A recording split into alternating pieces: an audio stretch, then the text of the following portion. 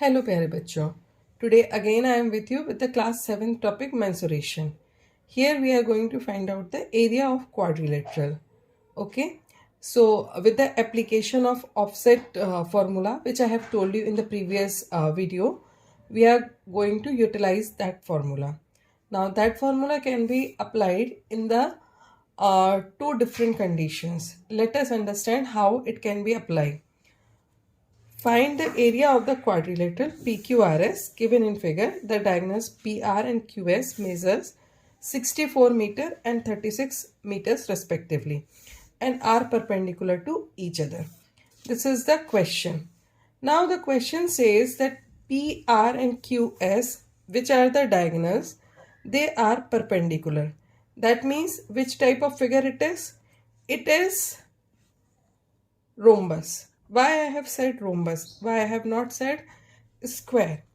Because the length of the diameters are different, so that it is rhombus. If length of the diameter will be same, then it will be square, because in the case of square the diameters are same. Okay, so the length of the diameters are same in case of square. Now in the case of rhombus, the two diagonals are perpendicular to each other. Now if we say that PR is the base, then OS is the perpendicular on it, and PR is the base, then OQ is the perpendicular on this in the lower triangle. Now if I add OS and OQ, I will get QS. Now OS and OQ, they are the offset, because they OS and OQ, they are perpendicular on PQ, right?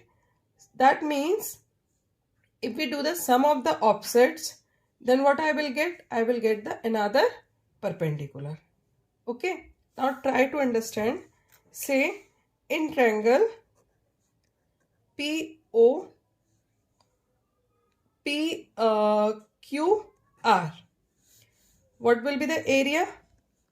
Area of triangle PQR, that will be half into PR into OQ, right?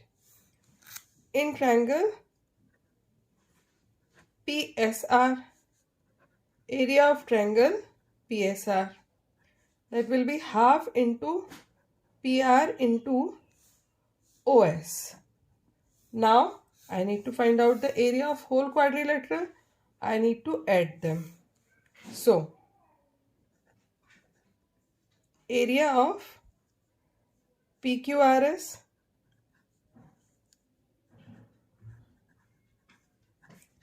area of PQR, area of triangle PSR. Okay, now half into PR into OQ plus half into PR into OS. Now when you take the common half into PR and add OQ plus OS, what we are going to get? Half into PR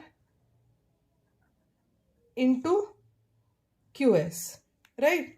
Now if we see, this is diagonal 1 and this is diagonal 2.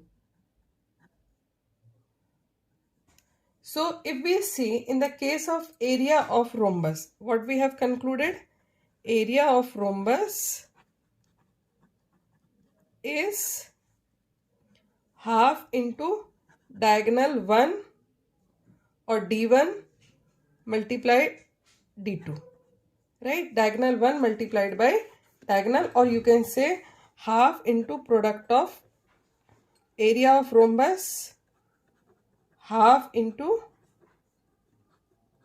product of diagonals. This is the simple formula. Now in the case of square, the diagonals are equal. So what it will come? Half into diagonal square. So special case is area of square. So what the formula will be? Half into diagonal square. because in the case of a square, both the diagonals are equal and perpendicularly bisecting each other. So this was the basic concept behind this question. Now we can apply this formula here. So what the area we will get of this this particular, so area of quadrilateral PQRS will be half into, as we have already found, PR into QS. PR was 64, QS was 36. Just do the cutting. So what you are going to get? 64 into 18. Right? 18 fours are 72. Right? Now, 18 6s are how much? 18 6s are